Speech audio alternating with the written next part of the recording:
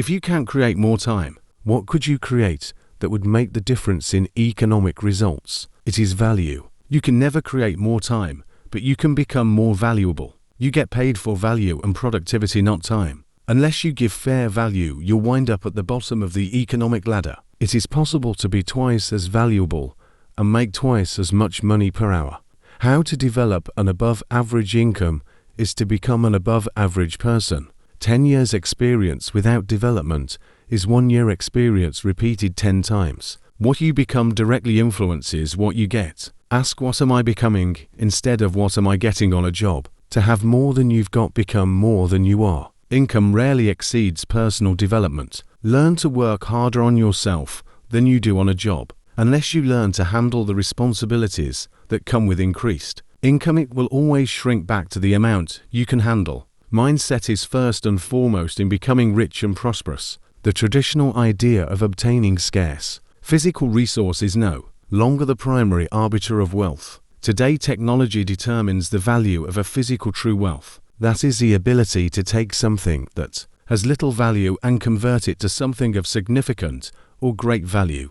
10% of every fruit has a seed which is meant for posterity, causing an unending cycle to the fruit. When you eat the bread, plant the seed.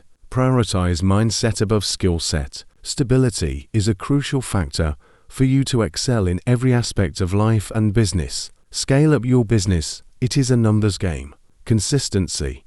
Commitment is one outstanding key to kingdom prosperity. Discipline is key to success in any endeavor, especially in kingdom prosperity. Financial success is directly determined by the rich friends who you have as a resource. Planning is key to success in any endeavor, especially financial exploit. The easiest way to be financially liberated is to get a business. To build your business empire, get it rolling and off the ground, you need a plan. Most businesses fail or rarely start up because there is no clear blueprint or plan.